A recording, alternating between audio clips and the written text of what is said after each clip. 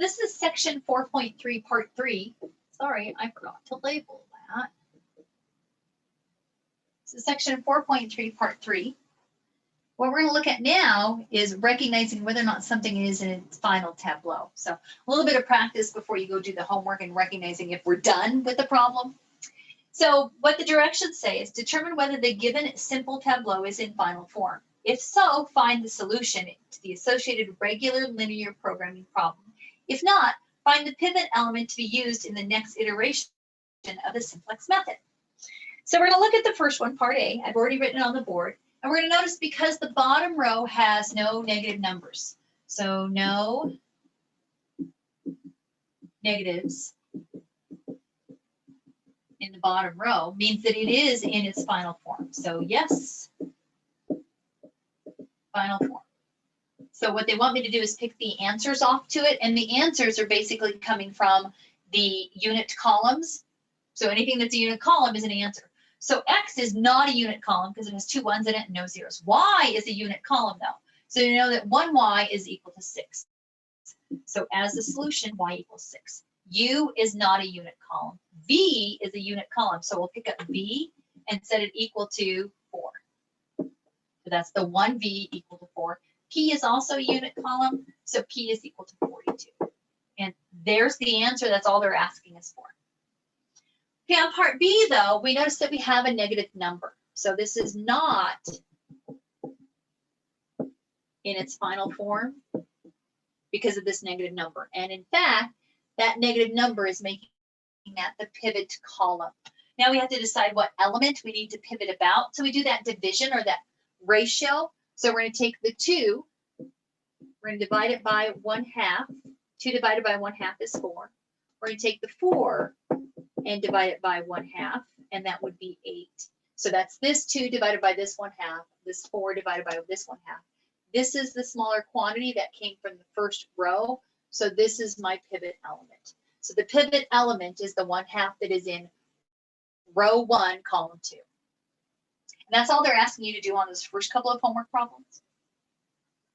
Our second example, make sure that we can go from the system of equations and inequalities into the tableau. So that's the other thing we need before we can actually start row reducing everything. So problem 2 says, write the linear programming problem as a standard maximization problem is not already in that form, and then write the initial simple tableau.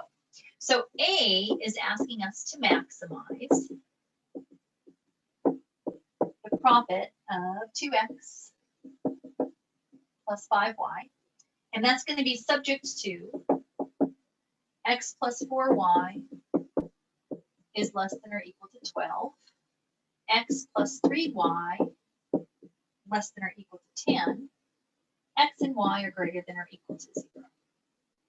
So they've given me this. They want to make sure I can take it from here and into its tableau. So the very first thing we're going to do is come in and translate each of them as needed. So let's take the profit function first. Remember that you want to keep the profit positive, but we need everything on the same side of the equal sign. So that would give me a negative 2x minus 5y is, plus p is equal to 0. So we've moved the x and the y over with the p on the same side, equal to 0.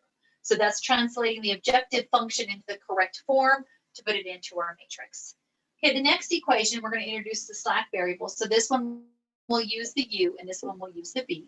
So this would be x plus 4y plus u is equal to 12. The next one's going to be x plus 3y plus v is equal to 10. And now we can write our tableau. So again, we have an x column, a y column, a v column, the u column, the profit column, and then finally the constant column. So you pick up your first constraint, which is the 1, the 4, the 1 for the u. That was interesting. Don't do that.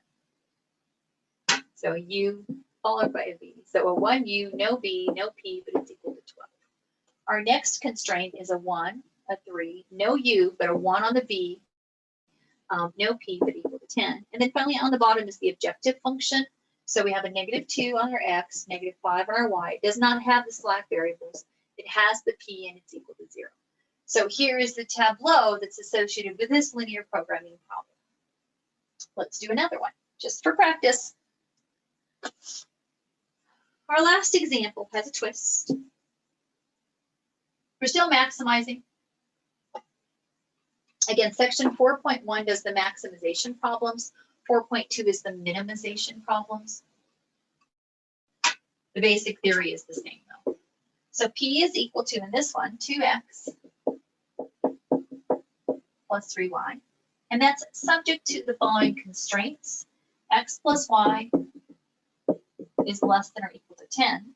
I have -2x minus, sorry, that's -x minus 2y. Greater than or equal to a -12. 2x plus y is less than or equal to 14. X and y greater than or equal to 0. So right off the bat, we notice we have a couple things. First of all, we have 3 inequality statements. So in terms of slack variables, I need 3 of them. So we're going to use a u, a v, and a w. So each one of those constraints will get its own slack variable. We're also going to, sorry about that, recognize that this guy right here has an inequality in the wrong direction. So we need the feasible region to go towards the origin. We need all of these to be less thans. So we're going to come in and do a sneaky trick of multiplying everything by a -1, which we know flips the inequality. So if we do that, this one right here is going to translate into, I guess I want to write it to the side, a positive x, a positive 2y, and a less than or equal to a positive 12. Now we can translate things into our tableaus. So, and in fact, just to make it easier and to fit it all in one spot, I'm going to erase this guy, write that one over.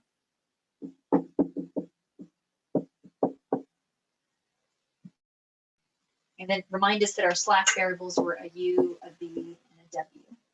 So the profit equation becomes -2x minus 3y plus p is equal to 0.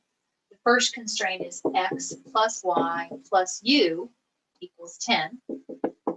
The next constraint becomes an x plus 2y plus v is equal to 12. The last constraint would be 2x plus y plus w is equal to 14. Now we'll take each of those and write them into the tableau.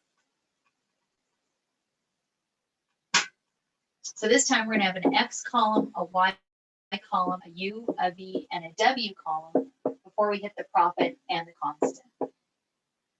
That didn't fit. Sorry about that. Let's try and make that a little bit friendlier for you guys to read.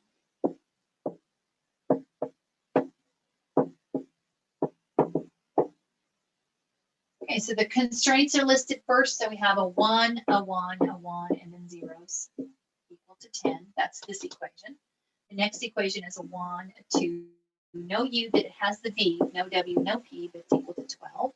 The next one would be the 2, 1, no u, no v, we have a w, no p, and 14. And then finally on the bottom is our objective function, which is a -2, a -3, followed by 3 zeros because it doesn't have the slack variables. The profit equal to 0. And there's the tableau that's associated with that linear programming problem. So in our next part, we're going to come in and again solve another one of these for practice, and then do a full problem that starts with the application words all the way to the end.